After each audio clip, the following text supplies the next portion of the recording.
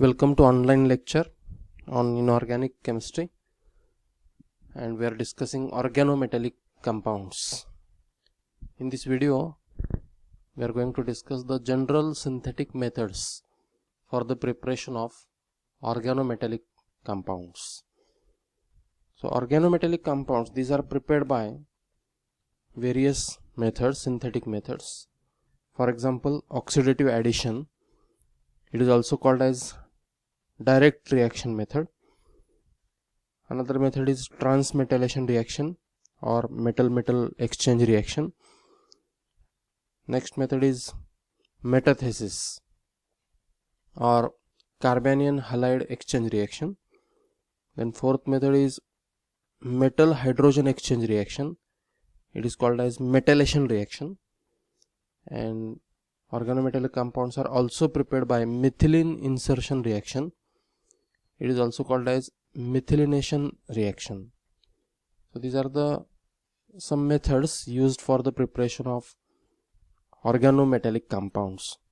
First of all, we are going to discuss the method that is oxidative addition method for the preparation of organometallic compounds. It is also called as direct reaction method.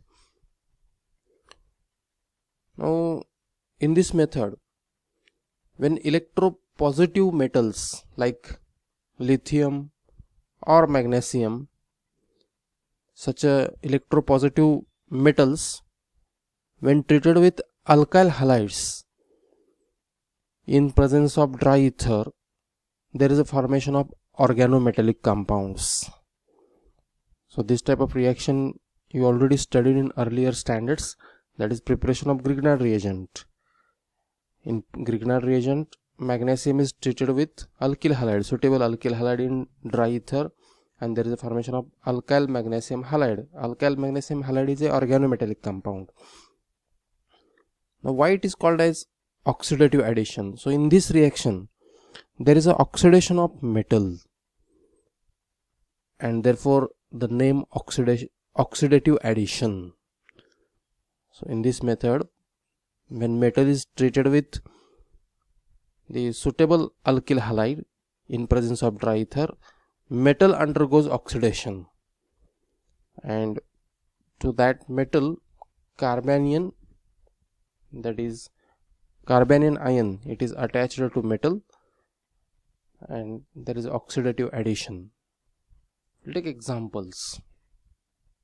So first example is, or suppose consider the general reaction when metal, more reactive metal like lithium, magnesium, when treated with alkyl halide, Rx is a alkyl halide, then this carbanion, R is a carbanion, it is attached to metal. Now here metal has a zero oxidation state, it is in elemental state, but here there is oxidation of metal and we get Mr. This is the organometallic compound plus Mx.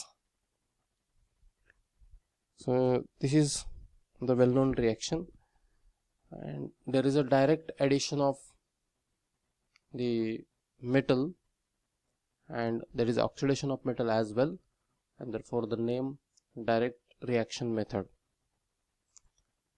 Consider the examples. When lithium is treated with methyl chloride, then there is a formation of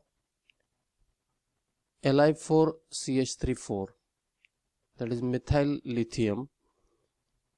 So here lithium, it is oxidized to Li plus, and the byproduct is lithium chloride. So here 4 moles of lithium is there out of 4 moles.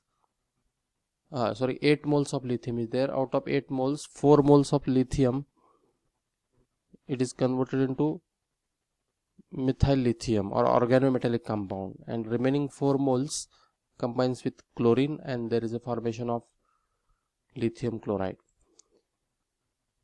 This is the Grignard reagent formation reaction when magnesium is mixed with methyl bromide in presence of dry ether.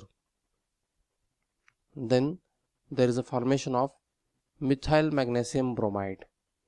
Here magnesium, it is oxidized, and carbanion, that is CH3 minus, it is attached to magnesium, we get methyl magnesium bromide. It is organometallic compound. Similarly, CF3I when mixed with magnesium in presence of ether at low temperature, then there is a formation of organometallic compound MgICF3.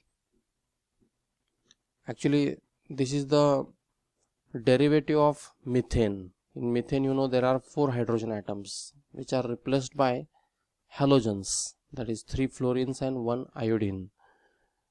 So this is trifluoroiodomethane, and it is more reactive than methane. When it is treated with magnesium in presence of dry ether, then here again magnesium gets oxidized, and this CF3, it is directly attached to magnesium.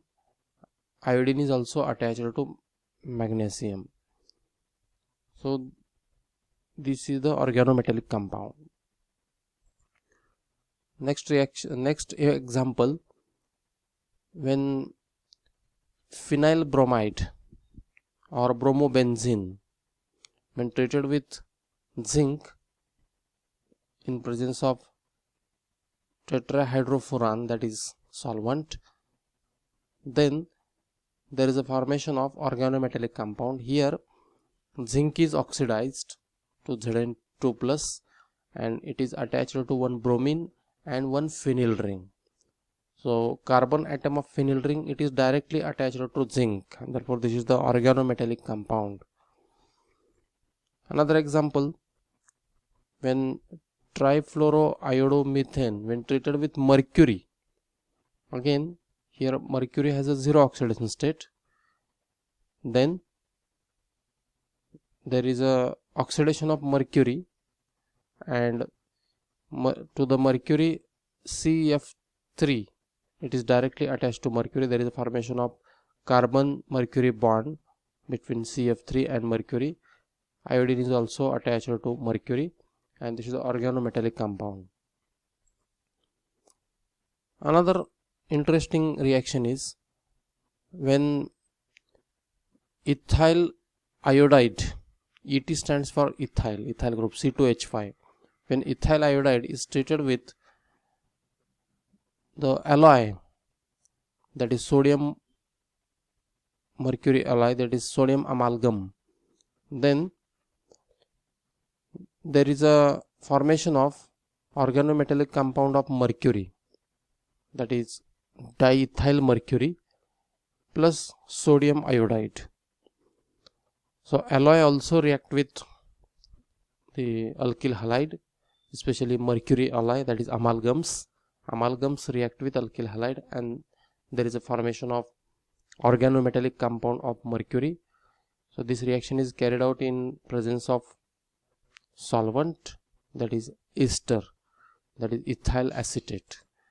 Another example is when alloy of lead and sodium, when it is treated with alkyl halide, then we get tetraethyl lead, that is TEL, plus lead. Out of 4 lead atoms, 1 lead atom is oxidized to +4, remaining 3 lead atoms are here, and 4 sodium atoms combines with 4 chloride atoms or chloride species, and there is a formation of sodium chloride. So this is about oxidative addition reaction. So in oxidative addition reaction, what happens?